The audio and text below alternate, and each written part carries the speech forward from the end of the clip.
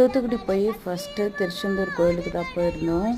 நாங்கள் போன அன்னைக்கு கூட்டமே இல்லை, நல்ல ஒரு தரிசனம். மொத்தமே வந்து உள்ள கருவறைக்குள்ளேயே எங்களையும் சேர்த்து ஒரு 50 பேர் கூட இல்லை. அவங்க போங்க வாங்க அப்படின்ட்டுலாம் எதுவுமே சொல்லாமல் அழகாக நின்று சாமி கும்பிட்டோம். ஃபஸ்ட்டு வந்து இப்போ நாங்கள் மொட்டை அடிக்க போயிட்டுருக்கோம். ரொம்ப வருஷமாச்சு திருச்செந்தூர் கோயிலுக்கு வந்து. லாக்டவுனுக்கு அப்புறம் 2 முறை வந்தோம். 2 முறையுமே முருகனை பார்க்க முடியல, அடிச்சு வச்சுருந்தாங்க. அப்புறம் லேட் ஆகிடுச்சு, அப்புறம் பார்க்க முடியாது அப்படி இப்படின்னு சொல்லிட்டு போயிட்டோம். இந்த முறை அதனால் ரொம்ப சிறப்பாக காட்சி கொடுத்துட்டாரு. ஃபஸ்ட் நாங்கள் மொட்டை அடிக்கிறதுக்காக கிளம்பிட்டோம். மொட்டை அடிக்கிறதுக்கு பார்த்திங்கன்னா இந்த சீட்டு எல்லாமே காசு இல்லை, ஆனால் வந்து அடிக்கிற இடத்துல மொட்டை அடிக்கிறவங்க வந்து காசு கேட்பாங்க. அடித்து முடிச்சுட்டு நம்ம கொடுத்துட்டு வர மாதிரி இருக்கும். ஸோ இதுதான் அந்த சீட்டு ஃப்ரீ. கூடவே நம்மளுக்கு வந்து ஒரு பிளேட் கொடுத்துருப்பாங்க. நம்ம வந்து பிளேடு மாற்றுறாங்களா அப்படின்றத மட்டும் செக் பண்ணிக்கணும், கொஞ்சம் ஹைஜீன் பர்பஸ்க்காக, அவ்வளோதான்.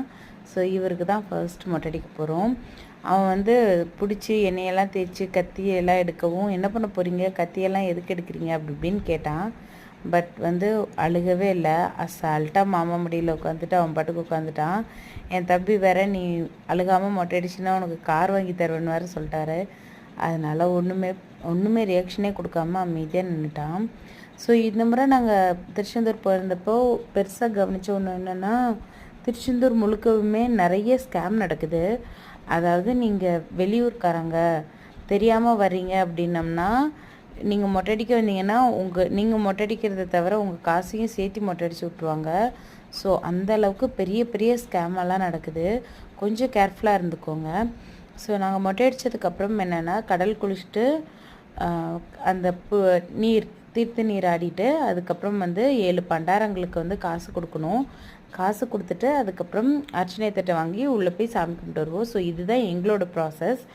வெளியிலேருந்து வரவங்க அடித்து முடிச்சுட்டு கடலில் குளிச்சுட்டு தீர்த்தம் ஆடிட்டு நேராக சாமி கும்பிட்டு போயிடுவாங்க. ஆனால் வந்து நாங்கள் 7 பண்டாரங்களுக்கு காசு கொடுக்கணும்னு சொல்லி இது வந்து எங்களோட வேண்டுதல். நாங்கள் திருச்செந்தூர் கோயிலுக்கு வர்றதுக்கு முன்னாடியுமே என்னோடய அத்தையும் ஆதியும் போய் 7 வீட்டில் தர்மம் எடுத்துகிட்டு வந்துருந்தாங்க. ஸோ அந்த காசையும் ஒப்படைக்கணும்.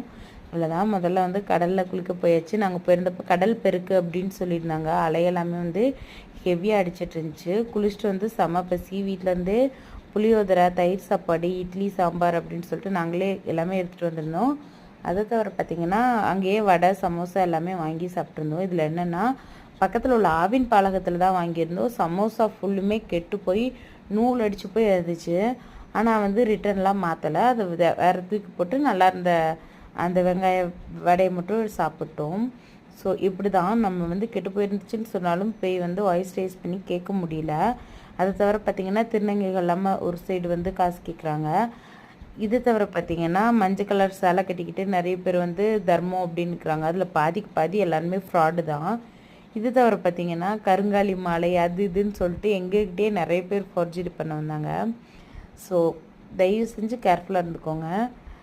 நாங்கள் போய் நம்ம தேவையானக்கிட்ட வந்து ஆசீர்வாதம் அவங்க போயிட்டோம். என் தம்பி வீடியோ எடுத்துகிட்டு இருந்தான். என் தம்பியை பார்த்துறதுக்கு ரொம்ப குதூகலமாகி போச்சு. ஒரே டான்ஸாக இருந்துச்சு. ஸோ அந்த டான்ஸ் வீடியோவை வந்து நான் அப்லோட் பண்ணியிருக்கேன். ஸோ சைடில் ஃபுல்லாக பார்த்திங்கன்னா இந்த இவங்க வந்து குழுவர்கள் அப்படின்னு சொல்லுவாங்க. அவங்க வந்து பாசி, அந்த ஸ்படிக மாலை எல்லாமே வச்சுருப்பாங்க.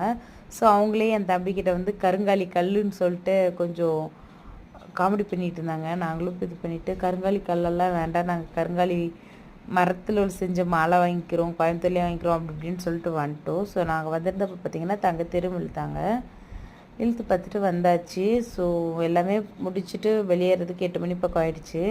இந்த கடற்கரை வந்து எங்களுக்கு ரொம்ப ஸ்பெஷல். ஏன்னா வந்து நாங்கள் சின்ன வயசில் இருக்கிறப்போ வந்து இங்கே தான் வந்து பஸ் ஏறுறதுக்காக வருவோம். பஸ் வர்ற வரைக்கும் இந்த கடற்கரையிலேயே படுத்திருந்த காலமெல்லாம் ஒன்று இருக்குது. குட்டி குட்டி நண்டுகள் எல்லாத்தையுமே பிடிச்சி கைங்காலையெல்லாம் பிச்சு ரொம்ப கொடுமை பண்ணி இப்போ ஓடு அப்படின்னு சொல்லிட்டு ரொம்ப கொடுமை பண்ணிகிட்டு இருந்தோம். அந்த கொடுமைக்கு தானே என்னவோ இப்போல்லாம் ரொம்ப அனுபவிக்கிறோம்.